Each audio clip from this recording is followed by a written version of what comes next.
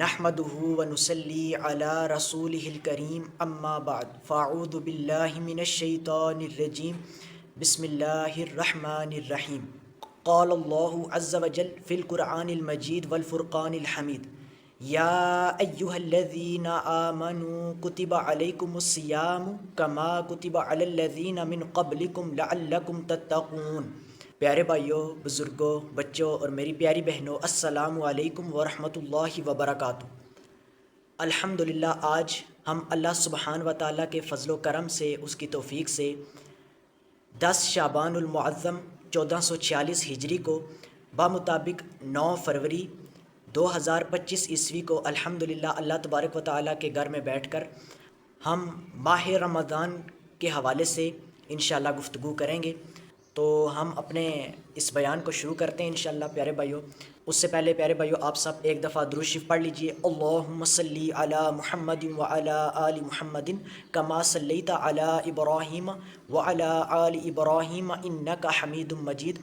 اللہم بارک علی محمد وعلی آل محمد کما بارکت علی ابراہیم وعلی آل ابراہیم انک حمید مجید۔ پیارے بھائیوں آپ سب قرآن مجید کو کھول لیجئے اور سورۃ البقرہ سورت نمبر 2 کی آیت نمبر 183 یعنی 183 سے 187 یعنی 187 تک ہم انشاءاللہ پڑھیں گے۔ اللہ سبحانہ و تعالیٰ قرآن مجید میں ارشاد فرماتے ہیں، سورۃ البقرہ سورت نمبر 2 اور اس کی آیت نمبر 183 اعوذ باللہ من الشیطان الرجیم بسم اللہ الرحمن الرحیم۔ یا ایہا الذین آمنوا کتب علیکم الصیام، کہ اے ایمان والو تم پر روزے یعنی رمضان کے روزے فرض کیے گئے ہیں، کما کتب علی الذین من قبلکم، جیسا کہ تم سے پہلے لوگوں پر فرض کیے گئے تھے، لعلکم تتقون، تاکہ تم متقی بن جاؤ۔ پیارے بھائیو اس آیت کریمہ پر اگر ہم غور کریں تو اللہ سبحانہ و تعالیٰ نے سب سے پہلے ایمان والوں کو حکم فرمایا ہے کہ یا ایہا الذین آمنو، کہ اے وہ لوگو جو ایمان لائے ہو، اے ایمان والو، کہ کتب علیکم الصیام، کہ تم پر روزے فرض کر دیے گئے یعنی رمضان کے روزے، کما کتب علی الذین من قبلکم، جیسا کہ تم سے پہلے لوگوں پر فرض کیے گئے تھے، یعنی جو پہلے انبیاء کرام علیہ السلام گزرے اور ان کی امتیں گزری ان پر بھی روزے فرض کیے گئے تھے۔ یہ کوئی امت محمدیہ صلی اللہ علیہ وآلہ وسلم کا خاصہ نہیں ہے کہ نبی پاک صلی اللہ علیہ وسلم پر روزے فرض ہوئے اور اس امت پر فرض ہوئے، بلکہ یہ پہلی امتوں پر بھی فرض تھے۔ ہاں احکام کا فرق ہو سکتا ہے، ٹائمنگ کا فرق ہو سکتا ہے، لیکن روزے کا تصور پہلی امتوں میں بھی موجود تھا، ان پر بھی روزے فرض تھے۔ اور پھر اس کے بعد فرمایا لعلکم تتقون، تاکہ تم متقی بن جاؤ۔ یہ اللہ تعالیٰ نے پیارے بھائیوں روزوں کا مقصد بیان فرما دیا ہے کہ اللہ تعالیٰ نے روزے کیوں فرض کیے، لعلکم تتقون، تاکہ تم متقی بن جاؤ یعنی پرہیزگار بن جاؤ۔ تقویٰ کسے کہتے ہیں؟ تقویٰ کا جو اصطلاحی مطلب ہے، جو دین اسلام کی روشنی میں تقویٰ کا جو مطلب ہے وہ ہے اللہ سے ڈرنا اور گناہوں سے بچ جانا، یعنی اللہ کے خوف کی وجہ سے گناہوں کو چھوڑ دینا، گناہوں سے بچ جانا، اس کا نام ہے تقویٰ۔ اور جو تقویٰ جس کے اندر ہوتا ہے نا، جس کے دل میں تقویٰ ہوتا ہے، اس کو بولتے ہیں متقی انسان۔ روزہ رکھ کرنا انسان کا یہ یقین پختہ ہو جاتا ہے کہ میرا اللہ ہر وقت مجھے دیکھ رہا ہے، تو وہ پھر حلال چیزوں سے بھی اللہ کی رضا کے لیے رکا رہتا ہے، کھانے پینے اور بیوی اس کے لیے جو حلال ہے روزے کے علاوہ، تو روزے کے دوران اس کے پاس جانا منع ہو گیا، اس سے جمع کرنا، تو وہ بچ جاتا ہے۔ تو یہ حلال چیزوں کو بھی وہ صرف اللہ کے لیے اس سے بچا ہوا ہے روزے کی حالت میں۔ تو پھر رمضان کے بعد، رمضان گزرنے کے بعد وہ حرام چیزوں کی طرف کیسے لپکے گا، وہ شراب کیسے پیے گا، وہ زنا کیسے کرے گا؟ رمضان کے علاوہ بھی تو وہی اللہ دیکھ رہا ہے نا جو روزے کے دوران دیکھ رہا تھا۔ تو یہ انسان کو جو مشق کرائی جاتی ہے نا، یہ جو پریکٹس روزے کی، اس سے انسان کے اندر تقویٰ پیدا ہوتا ہے، اللہ کا خوف پیدا ہوتا ہے۔ جب اللہ کا خوف آ جاتا ہے نا تو انسان گناہوں سے بچ جاتا ہے۔ یہ بخاری کے اندر 4504 نمبر حدیث موجود ہے، سیدہ اما عائشہ سلام اللہ علیہ روایت کرتی ہیں، اور بخاری مسلم میں اور بھی کئی روایات میں موجود ہے کہ نبی کریم رؤوف الرحیم حضرت محمد مصطفیٰ صلی اللہ علیہ وآلہ وسلم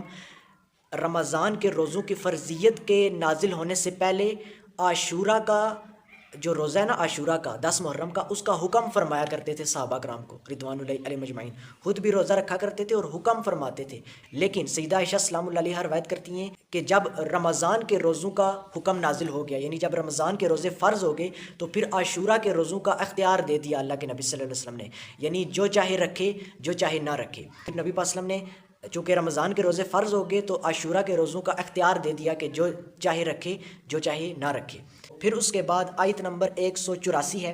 اللہ تعالیٰ فرماتے ہیں ایام معدودات، کہ یہ گنتی کے چند دن ہیں، یعنی یہ جو روزے اللہ تعالیٰ نے فرض کیے ہیں نا، یہ کوئی یہ نہیں ہے کہ اللہ تعالیٰ نے سارا سال روزے فرض کر دیے ہیں، یہ گنتی کے چند دن ہیں، یعنی رمضان کا پورا مہینہ، جو کہ مہینہ جو ہے بخاری مسلم میں کئی روایات میں موجود ہے کہ یا تو 29 کا ہوتا ہے یا 30 کا ہوتا ہے۔ اسلامی جو مہینہ ہوتا ہے قمری یا تو 29 کا ہوتا ہے، 29 سے کم نہیں ہوتا، یا پھر 30 کا ہوتا ہے، 30 سے زیادہ نہیں ہوتا۔ اور باقاعدہ صحیح بخاری اور صحیح مسلم میں روایات موجود ہیں کہ نبی صلی اللہ علیہ وسلم نا بعض دفعہ رمضان کے روزوں کی گنتی کو ایسے بیان فرماتے تھے کہ مہینہ اتنے اور اتنے دنوں کا ہوتا ہے، یعنی 3 دفعہ نبی پاک صلی اللہ علیہ وسلم 10 10 10 فرماتے، یعنی 30، اور بعض دفعہ نبی پاک صلی اللہ علیہ وسلم یوں فرماتے کہ مہینہ اتنے اور اتنے دنوں کا ہوتا ہے، یعنی تیسری دفعہ نبی پاک صلی اللہ علیہ وسلم دائیں یا بائیں انگوٹھے کو کلوز کر دیتے تھے، بند کر دیتے تھے، اتنے اور اتنے دن کا یا اتنے دن کا، یعنی 29 یا 30 دن کا، یہ گنتی پوری کرنی ہوتی ہے۔ ایام معدودات کہ گنتی کے چند دن ہیں۔ پھر فرمایا فمن کان منکم مریضا، پس تم میں سے جو کوئی ہو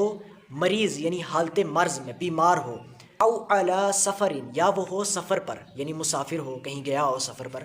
فعدۃ من ایام اخر، تو وہ کیا کرے کہ دوسرے دنوں سے گنتی کو پورا کر لے،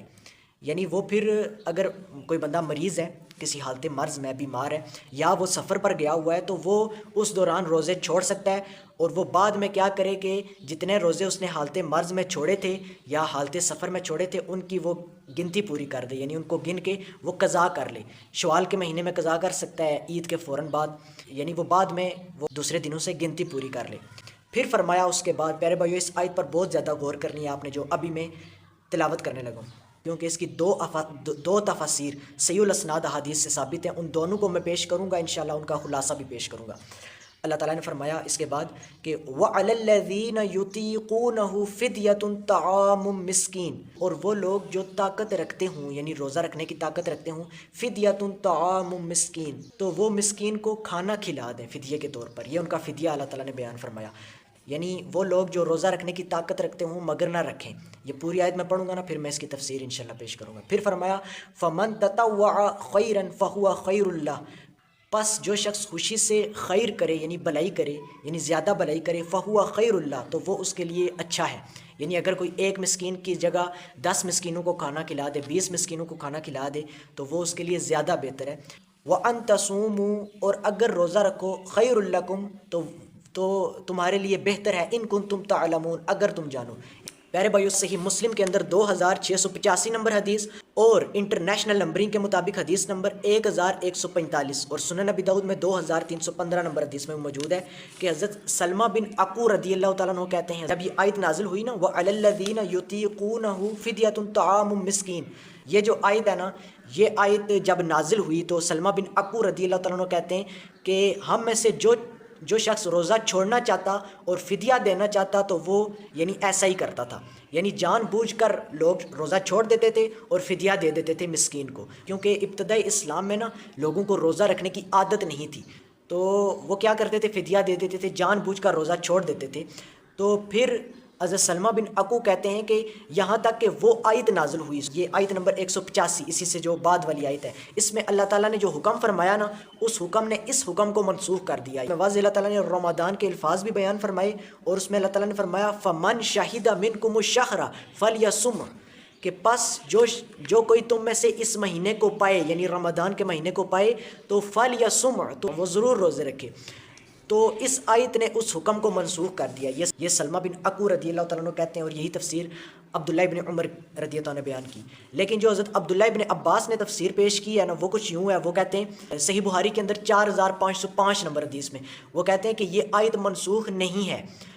اور اس میں وہ کہتے ہیں کہ اللہ تعالیٰ نے جو یہ فرمایا نا وَعَلَى الَّذِينَ يُطِيقُونَهُ، عبداللہ بن عباس کہتے ہیں کہ اس سے مراد بہت زیادہ کوئی بوڑھا شخص ہے نا، بہت زیادہ بڑھاپے میں گیا ہوا ہے، یا بہت زیادہ کوئی بوڑھی عورت ہے جو یعنی روزہ رکھنے کی طاقت تو رکھتے ہیں لیکن بہت مشقت کے ساتھ، ان کو بہت مشقت ہوتی ہے، تو ان کے حق میں یہ آیت منسوخ نہیں ہے، یہ عبداللہ بن عباس کہتے ہیں۔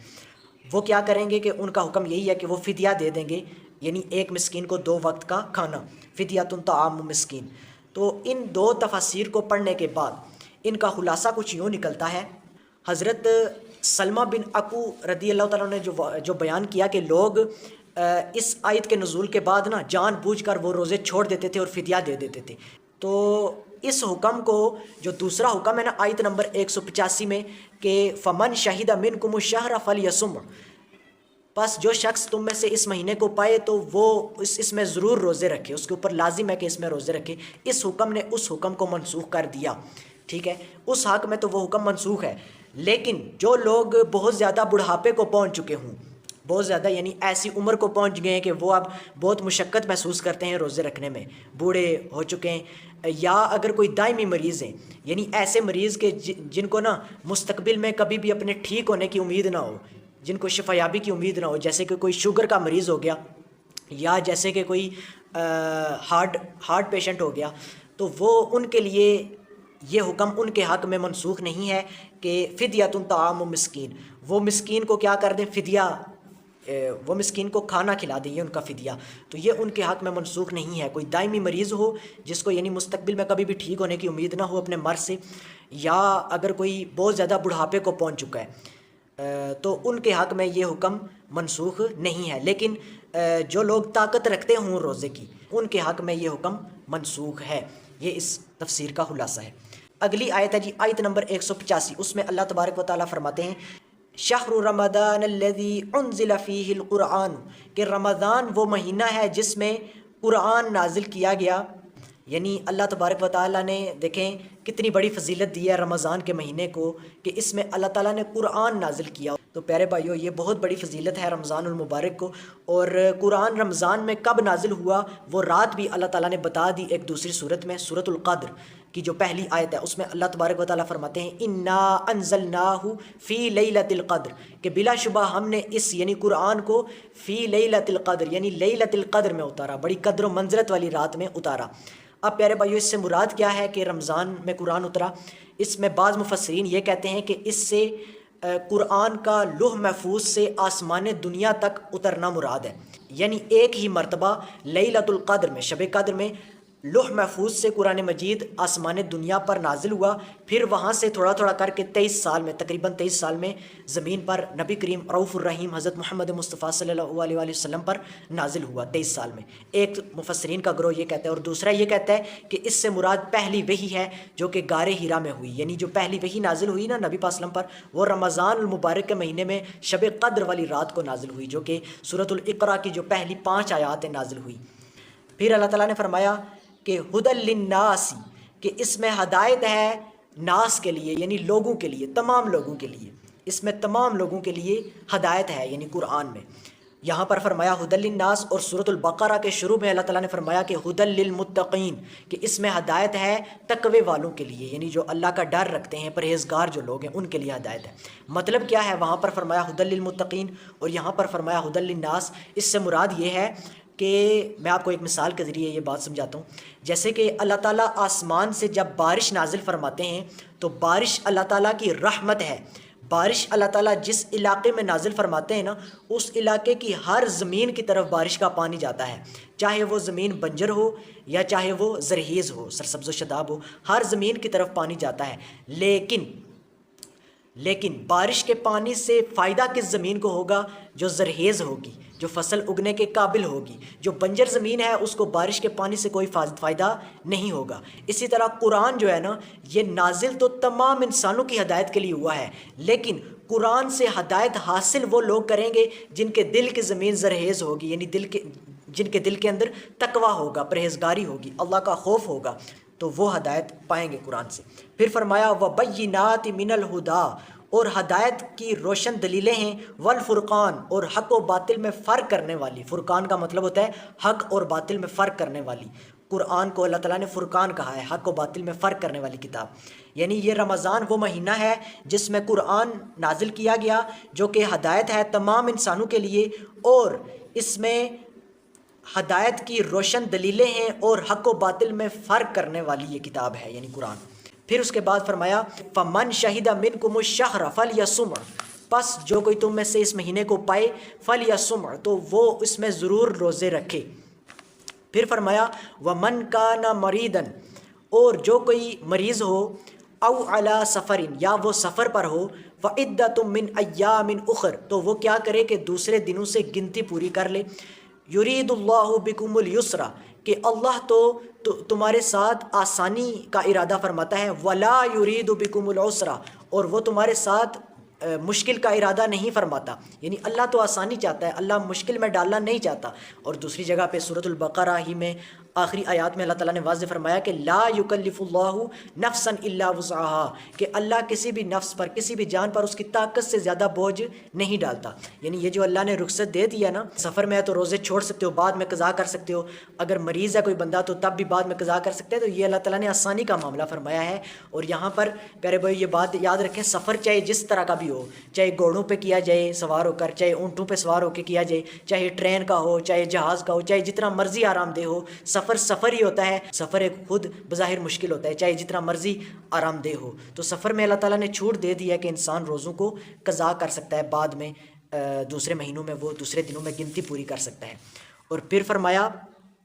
وَلِتُكْمِلُ الْعِدَّةَ، اور وہ تو یہ چاہتا ہے کہ تم عدت کو پورا کرو، یعنی گنتی کو پورا کرو. گنتی ہی تو پوری کرنی ہوتی ہے. جتنے بھی یعنی دن روزے قضا ہوئے سفر کی وجہ سے یا مرض کی وجہ سے، تو باقی دنوں میں کیا ہوگا، اس کی ہم نے قضا کر دینی ہے. اللہ تعالیٰ چاہتا ہے کہ تم گنتی پوری کرو. پھر اس کے بعد اللہ تعالیٰ نے فرمایا وَلِتُكَبِّرُوا اللَّهَ، اور تاکہ تم اللہ کی تکبیر بلند کرو، عَلَى مَا هَدَاكُمْ، اس ہدایت پر جو اس نے تم کو دی. یعنی اللہ نے جو تم کو ہدایت دی اس پر تم اس کی تکبیر کو بلند کرو. یہاں پر بعض مفسرین نے شوال کی جو تکبیرات ہیں نا، جو عید الفطر کی تکبیرات ہیں، وہ مراد لی ہیں یہاں پر. پھر فرمایا وَلَعَلَّكُمْ تَشْكُرُونَ، اور تاکہ تم شکر گزار لوگوں میں سے ہو جاؤ. اللہ تعالیٰ فرماتے ہیں سورۃ البقرہ سورۃ نمبر 2 کی آیت نمبر 186 186 کہ وَإِذَا سَأَلَكَ عِبَادِي عَنِّي فَإِنِّي قَرِيبٌ، اور اے محبوب صلی اللہ علیہ وآلہ وسلم، جب میرے بندے آپ سے میرے متعلق پوچھیں تو آپ ان کو فرما دیجئے کہ فَإِنِّي قریب، کہ میں قریب ہی ہوں، یعنی میں بہت ہی قریب ہوں. اجیب دعوت الداعی اذا دعان، کہ جب بھی کوئی پکارنے والا مجھے پکارتا ہے تو میں اس کی دعا کو قبول کرتا ہوں. فَلْيَسْتَجِيبُوا لِي، بس انہیں چاہیے کہ وہ میری بات کو مانیں، وَلْيُؤْمِنُوا بِي، اور مجھ پر ایمان لائیں، لَعَلَّهُمْ يَرْشُدُونَ، تاکہ وہ ہدایت پا جائیں. پیارے بھائیو، یہ جو آیت ہے نا، اس کے اوپر بہت گھنٹوں بولا جا سکتا ہے، لیکن یہاں پر اللہ تعالیٰ نے اس آیت کو کیوں فٹ کیا ہے، اس کی حکمت پیارے بھائیو یہ ہے کہ جب انسان روزے رکھتا ہے نا، تو روزوں کے دوران کیا ہوتا ہے رمضان کے مہینے میں، کہ دن بھر وہ روزے رکھ کر اپنے آپ کو بھوک اور پیاس میں مبتلا کر کے اور نفسانی خواہشات سے بچ کر وہ اپنے جو یہ جسم ہے نا، جس کو حیوانی جسم بھی کہا جاتا ہے، اس کو کمزور کر رہا ہوتا ہے. اللہ کے لیے وہ یہ قربانی دے رہا ہوتا ہے، اپنے جسم کو کمزور کر رہا ہوتا ہے روزے رکھ کر، بھوک اور پیاس برداشت کر کے. پھر رات کو جب روزہ وہ افطار کرتا ہے تو اس کے بعد وہ قیام اللیل کے لیے جب کھڑا ہوتا ہے تو اللہ کا قرآن سنتا ہے اور پڑھتا بھی ہے، قرات کرتا ہے اللہ کے قرآن کی، تو اس کی روح کو غذا ملتی ہے، اس کا روحانی پہلو مضبوط ہو رہا ہوتا ہے. جسم کمزور ہو رہا ہوتا ہے اور روحانی پہلو بڑھ رہا ہوتا ہے، تو پھر روح کو غذا ملتی رہتی ہے، تو انسان کا روحانی پہلو اوپر ہو جاتا ہے اور جسمانی پہلو نیچے ہو جاتا ہے. تو یہ قربانی وہ کس کے لیے کر رہا ہوتا ہے؟ اللہ کے لیے، صرف اللہ کی رضا کے لیے وہ یہ قربانیاں کر رہا ہوتا ہے. رات کو جاگ رہا ہوتا ہے، دن کو روزے رکھ رہا ہوتا ہے. اگر کوئی شخص، کوئی ایک دوست اپنے کسی دوست کے لیے کوئی تکلیف کاٹ رہا ہو نا، تو یعنی ایک دوست اپنے دوست کے لیے تکلیف کاٹ رہا ہے، تو اس کو یہی ہوتا ہے کہ کسی طرح میرے دوست کو پتہ چل جائے کہ میں اس کے لیے تکلیف کاٹ رہا ہوں، میں اس کے لیے یہ قربانی دے رہا ہوں. پھر اگر اس کو پتہ چل جائے کہ اس کو پتہ چل گیا، میرے دوست کو پتہ چل گیا، یا وہ مجھے دیکھ رہا ہے کسی ویڈیو کے ذریعے، کسی کیمرے کے ذریعے، وہ مجھے دیکھ رہا ہے کہ میں اس کے لیے تکلیف کاٹ رہا ہوں، تو کتنا انسان کو حوصلہ ملتا ہے کہ جس کے لیے میں قربانی کر رہا ہوں اس کو پتہ چل چکا ہے، وہ دیکھ رہا ہے. تو دیکھیں، انسان یہ سب کچھ اللہ کے لیے کر رہا ہوتا ہے، دن کو روزے رکھ کر اپنے حیوانی جسم کو کمزور کر رہا ہوتا ہے، رات کو اللہ کی رضا کے لیے رات کو جاگ رہا ہوتا ہے، یہ سب کچھ وہ اللہ کے لیے کر رہا ہوتا ہے نا، دن کے روزے، رات کا قیام، تو پھر اس کے اندر سے ایک آواز آتی ہے کہ ہمارا رب کدھر ہے جس کے لیے ہم اتنی قربانیاں کر رہے ہیں. تو اللہ تعالیٰ نے کتنا زبردست حوصلہ دیا ہے کہ وَإِذَا سَأَلَكَ عِبَادِي أَنِّي فَإِنِّي قَرِيب، اور اے میرے محبوب صلی اللہ علیہ وآلہ وسلم، جب میرے بندے آپ سے میرے متعلق پوچھیں تو آپ ان کو فرما دیجئے کہ میں قریب ہی ہوں. سبحان اللہ. اجیب دعوت الداعی اذا دعان، جب بھی کوئی پکارنے والا مجھے پکارتا ہے تو میں اس کی دعا کو قبول کرتا ہوں. فلیستجیبوا لی، بس ان کو چاہیے کہ وہ میرے احکام کو مانیں. ولیؤمنوا بی، اور مجھ پر ایمان لائیں. لعلہم یرشدون، تاکہ وہ ہدایت پا جائیں. تو کتنا حوصلہ اللہ تعالیٰ نے دیا ہے. اور اے محبوب صلی اللہ علیہ وسلم، جب میرے بندے آپ سے میرے متعلق پوچھیں تو ان کو فرما دیجئے کہ میں قریب ہی ہوں. سبحان اللہ. اب آخری آیت بیان کرتے ہیں، سورۃ البقرہ سورۃ نمبر 2 کی آیت نمبر 187. پھر ہم اپنے سیکنڈ پورشن کی طرف جاتے ہیں انشاءاللہ، اپنے حصہ دوم کے اوپر، جو کہ احادیث کی روشنی میں ہم انشاءاللہ بیان کریں گے. آخری آیت نمبر 187 سورۃ البقرہ. اس میں اللہ تبارک و تعالیٰ فرماتے ہیں احل لکم اللیلۃ الصیام الرفث الی نسائکم، کہ تم پر حلال کر دیا گیا روزوں کی راتوں کو تمہارا اپنی بیویوں سے ملنا.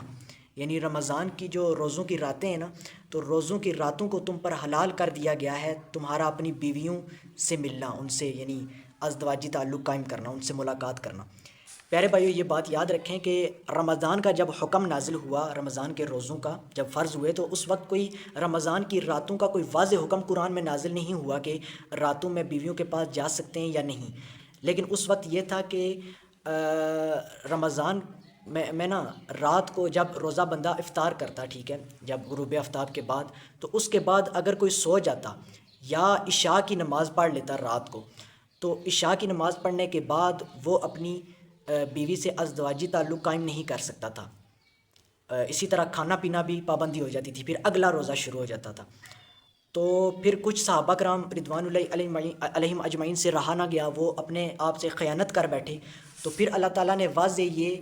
حلال کر دیا معاملہ کہ ساری رات بندہ کھاتا پیتا رہے، ٹھیک ہے، صبح وہ ٹائم بھی اللہ تعالیٰ نے یہاں پر بتا دیا کہ کب تک کھاتا رہے، تو یعنی ختم سحری کب تک ہے وہ اللہ تعالیٰ نے یہاں پہ ٹائم بھی بتا دیا، اور راتوں کو بیویوں کے پاس جانا بھی حلال فرما دیا. اللہ تعالیٰ نے واضح فرمایا کہ احل لکم اللیلۃ الصیام الرفث، کہ تم پر حلال کر دیا گیا روزوں کی راتوں کو ملنا، الی نسائکم، اپنی بیویوں سے ملنا، یعنی ازدواجی تعلق قائم کرنا. ہن لباس لکم وانتم لباس لہن، کہ وہ تمہارے لیے لباس ہیں، یعنی تمہاری جو عورتیں ہیں، تمہاری بیویاں، وہ تمہارے لیے لباس ہیں. وانتم لباس لہن، اور تم ان کے لیے لباس ہو. پھر اس کے بعد دیکھیں اللہ تعالیٰ کتنا باریک بین ہے کہ جو صحابہ خیانت کر رہے تھے نا، اللہ تعالیٰ نے ان کی خیانت کو بھی معلوم کر لیا. اللہ تعالیٰ فرماتا ہے کہ علم اللہ انکم کنتم تختانون انفسکم، کہ اللہ تعالیٰ نے خوب جان لیا کہ تم جو اپنے جی میں خیانت کر رہے تھے. فتاب علیکم، تو اس نے کیا کیا کہ تم پر مہربانی کی. وعفا عنکم، اور تمہارا قصور معاف فرما دیا. فالآن باشروہن، تو پس اب تم ان کے ساتھ مباشرت کر سکتے ہو. وابتغوا ما کتب اللہ لکم، اور تلاش کرو اس چیز کو جو اللہ نے تمہارے لیے لکھ دی، یعنی جو حکم اللہ نے تمہارے لیے لکھ دیا اس کو تلاش کرو. وَقُلُوا، اور کھاؤ. وَاشْرَبُوا، اور پیو. حَتَّى يَتَبَيَّنَ لَكُمُ الْخَيْطُ الْأَبْيَضُ مِنَ الْخَيْطِ الْأَسْوَدِ مِنَ الْفَجْرِ، حتیٰ کہ جو خیط الابید، یعنی جو صبح کا جو سفید جو داغا ہے، جو صبح کی جو سفید داری ہے، جو ڈورا ہے، وہ رات کا جو سیاہ ڈورا ہے اس سے جب تک وہ واضح طور پر نمایاں نہ ہو جائے، یعنی جو صبح کی سفید ڈوری ہے وہ رات کی سیاہ ڈوری سے جب تک نمایاں نہ ہو جائے. من الفجر، فجر میں. اب یہ سیاہ ڈوری اور سفید ڈوری سے کیا مراد ہے پیارے بھائیو؟ جب یہ اللہ تعالیٰ نے آیت نازل فرمائی نا، تو صحیح بخاری شریف کے اندر موجود ہے، صحیح بخاری شریف کے اندر نا 4509 نمبر اور 4510 نمبر حدیث میں موجود ہے کہ ایک صحابی رسول حضرت عدی بن حاتم رضی اللہ تعالیٰ عنہ کہتے ہیں کہ انہوں نے ایک سفید داغا اور ایک سیاہ داغا لے لیا، اور جب وہ سونے لگے نا تو انہوں نے اپنے تکیے کے نیچے رکھ لیا، ایک سفید داغا اور ایک سیاہ داغا. جب رات کا کچھ حصہ گزر گیا تو انہوں نے دیکھا وہ دونوں میں فرق کر رہے تھے کہ سیاہ داغا اور سفید داغا دونوں میں وہ اندھیرے میں فرق کر رہے تھے، تو کوئی فرق نہ ہوا. جب صبح ہوئی تو عرض کیا یا رسول اللہ صلی اللہ علیہ وسلم، میں نے اپنے تکیے کے نیچے یعنی انہوں نے بتایا کہ سفید دھاگا اور سرخ دھاگا جو ہے نا وہ رکھ لیے تھے، تو نبی صلی اللہ علیہ وسلم نے اس پر بطور مزاح نبی پاک وسلم نے اپنے ان صحابی سے فرمایا بطور مزاح کے کہ کیا تمہارا تکیہ اتنا چوڑا ہے کہ صبح کی سفید ڈوری اور رات کی سیاہ ڈوری اس کے نیچے آ گئی؟ یعنی صبح کی سفید ڈوری اور رات کی سیاہ ڈوری اس کے نیچے آ گئی، کیا تمہارا تکیہ اتنا چوڑا ہے؟ اور پھر فرمایا کہ ان سے مراد رات کی سیاہی اور صبح کی سفیدی ہے۔ میرے بھائیو، اس کو میں مختصر طور پہ میں وضاحت سے آپ کو بتا دیتا ہوں۔ جب سحری کا وقت ہوتا ہے نا رمضان میں، آپ اس چیز کو کبھی دیکھیے گا کہ سحری کا جب وقت ہوتا ہے تو مشرق کی طرف اگر نظر دورائیں نا تو گپ اندھیرا چھایا ہوتا ہے۔ گپ اندھیرا وہ ہوتا ہے رات کا وقت، ٹھیک ہے، تہجد کا وقت۔ تو اس کے وہ آپ پھر سحری کرتے رہیں گے، ٹھیک ہے۔ اس کے بعد نا کچھ ٹائم بعد ایک جب ختم سحری ہو رہی ہوتی ہے نا، جب سحری کا وقت ختم ہو رہا ہوتا ہے تو ایک سورج کی ایک روشنی بلند ہوتی ہے، پہلی روشنی جو کہ سیدھی اوپر آسمان پر بلند ہوتی ہے، لیکن وہ افق پر پھیلتی نہیں ہے، صرف اوپر بلند ہوتی جاتی ہے روشنی لیکن افق پر پھیلتی نہیں ہے۔ اس کو بولتے ہیں صبح کاذب، یعنی جھوٹی صبح۔ وہ ابھی فجر کا وقت نہیں ہے، وہ اس کو جھوٹی صبح اس لیے کہا جاتا ہے کیونکہ اس کو کوئی بندہ اس کو دیکھ کے روزہ نہ بند کر دے، کوئی بندہ جو ہے وہ فجر کا وقت نہ سمجھ جائے اس کو، اس لیے اس کو صبح کاذب کہا جاتا ہے، جھوٹی صبح۔ وہ پہلی روشنی نمودار ہوئی جو اوپر بلند ہوئی لیکن افق پر پھیلی نہیں۔ پھر تھوڑی ہی دیر گزرتی ہے نا تو ایک دوسری روشنی نمودار ہوتی ہے جو کہ اوپر کی طرف بلند ہوتی ہے اور افق پر پھیل جاتی ہے، یعنی کناروں پر پھیل جاتی ہے۔ اس کو بولتے ہیں فجر کا وقت۔ وہ فجر کا وقت ہوتا ہے، اس وقت روزہ بند کرنا ہے۔ وہ اس کو یہاں پر وہ سفید ڈوری ہوتی ہے جو سیاہ ڈوری سے نمایاں ہو جاتی ہے، وہ فجر کا وقت ہے، ختم سحری کا وقت ہے، اور اس وقت روزہ دار اپنا روزہ بند کر دے اور فجر کی اذانیں شروع ہو جائیں گی۔ اچھا جی،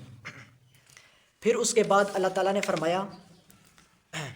پھر یہاں پہ یہ بھی بتا دیا کہ روزے کو کب تک پورا کرنا ہے، یعنی رات کو روزہ کب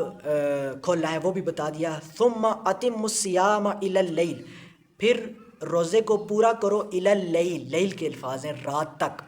روزے کو رات تک پورا کرو۔ یہاں پر پیارے بھائی یہ سمجھ لیں، رات کا سمجھنا ضروری ہے کہ رات کہتے کسے ہیں، رات عربی میں کہتے کسے ہیں پیارے بھائی؟ اور رات جو ہے نا غروب آفتاب کے بعد شروع ہو جاتی ہے اور ختم سحری تک رات رہتی ہے، ٹھیک ہے نا۔ فجر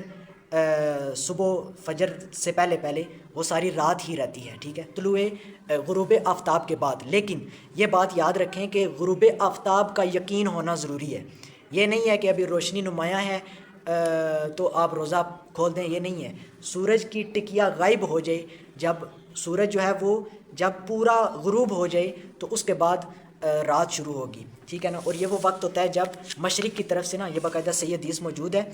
کہ صحیح مسلم کے اندر، بخاری میں بھی موجود ہے، متفقن علیہ ہے، اور صحیح مسلم میں یہ ہے 2559 نمبر، اور انٹرنیشنل نمبرنگ کے مطابق 1101 نمبر، کہ رسول اللہ صلی اللہ علیہ وسلم نے فرمایا، اشارہ فرمایا رسول اللہ صلی اللہ علیہ وسلم نے اپنی سواری سے اتر کر، کہ پہلے مغرب کی طرف منہ کر کے اشارہ فرمایا کہ جب سورج ادھر غروب ہو جائے، یعنی مغرب میں غروب ہو جائے، اور پھر مشرق کی طرف اشارہ فرمایا اور رات ادھر سے آ جائے، یعنی مشرق کی طرف سے جب رات آ جائے تو حقیقتاً روزہ دار نے روزہ افطار کر لیا، یعنی یہ افطاری کا وقت ہے، جب مشرق کی طرف جب مغرب کی طرف سورج غروب ہو جائے اور رات مشرق کی طرف سے آ جائے۔ جب سورج مکمل غروب ہو جاتا ہے نا تو مشرق کی طرف سے رات آ جاتی ہے، اندھیرا آہستہ آہستہ آ جاتا ہے۔ یہاں پر قرآن میں جو اللہ تعالیٰ نے لیل فرمایا، اس سے مراد کوئی یہ نہیں ہے کہ کوئی ستارے جب رات کے نکلیں گے تو وہ تو عشاء کا وقت آ جاتا ہے۔ اگر وہ ہوتا تو اللہ تعالیٰ عشاء کا لفظ فرماتا، اللہ تعالیٰ نے لیل کا لفظ فرمایا، اور لیل غروب آفتاب کے بعد شروع ہو جاتی ہے رات۔ تو اس لیے ہمارے اہل تشریح بھائی خیانت نہ کریں اس حوالے سے، غروب آفتاب کے ساتھ ہی جیسے ہی غروب آفتاب ہو جائے تو روزہ کھلنے کا وقت ہو جاتا ہے، افطاری کا وقت ہو جاتا ہے، لیکن یقین ہونا ضروری ہے کہ روزہ سورج غروب ہو گیا۔ اس کے لیے جو فقہ حنفی میں 4 منٹ جو احتیاطاً رکھے گئے ہیں نا، بالکل ٹھیک کیا انہوں نے، 4 منٹ احتیاطاً ہونے چاہیے، تاکہ چونکہ گھڑیوں میں فرق ہو سکتا ہے تو ہم سورج کو بھی براہ راست نہیں دیکھتے، تو اس لیے احتیاطاً ضروری ہے کہ 4-5 منٹ احتیاط کیجیے۔ اچھا جی، اس کے بعد پھر اللہ تعالیٰ نے فرمایا وَلَا تُبَاشِرُوهُنَّ، اور تم ان سے مباشرت نہ کرو، وَأَنْتُمْ عَاكِفُونَ فِي الْمَسَاجِدِ، اور جب کہ تم ہو مساجد میں اعتکاف کی حالت میں، یعنی جب تم اعتکاف بیٹھے ہو نا تو پھر تم اپنی عورتوں سے مباشرت نہیں کر سکتے، رات کو بھی نہیں کر سکتے مباشرت جب اعتکاف بیٹھے ہو مسجد میں۔ تو اس سے یہ بھی پتہ چلا کہ مسجد میں بھی عورتیں اعتکاف بیٹھ سکتی ہیں، ٹھیک ہے، لیکن اگر پردے کا اہتمام ہو تب. اور صحیح بخاری میں موجود ہے کہ عورتیں بھی مسجد میں اعتکاف کیا کرتی تھیں. صحیح بخاری میں 2033 نمبر حدیث آپ پڑھ سکتے ہیں اگر پردے کا اہتمام ہے تو. اگر نہیں ہے تو پھر بہتر ہے عورت کے لیے کہ وہ گھر میں ہی اعتکاف کرے. پھر اللہ نے فرمایا تلک حدود اللہ، یہ اللہ کی حدود ہیں، فلا تقربوها، بس تم ان کے قریب بھی نہ پھٹکنا. کیونکہ اللہ کو پتہ ہے جو قریب بھی آئے گا تو وہ اندیشہ ہے کہ اس میں گھس جائے گا، تو اس لیے ان کے قریب بھی پھٹکنے سے اللہ نے منع کر دیا جتنی بھی اللہ نے حدود بیان کی ہیں. اچھا پھر فرمایا کذالک یبین اللہ آیاتہ للناس لعلہم یتقون، یہ اس لیے کہ اللہ تعالیٰ کھول کھول کر آیتیں بیان کرتا ہے لوگوں کے لیے، لعلہم یتقون، مقصد لعلہم یتقون تاکہ وہ تقوی والے بن جائیں، متقی بن جائیں. اچھا جی، تو الحمدللہ پیارے بھائیو، ہم نے قرآن مجید کی 5 آیات کی روشنی میں اس کو بیان کیا. اب ہم روزے کے فضائل جو ہیں اور رمضان کے مہینے کے فضائل اور رمضان کے راتوں کے قیام کے فضائل کو صحیح الاسناد احادیث کی روشنی میں انشاءاللہ بیان کرتے ہیں.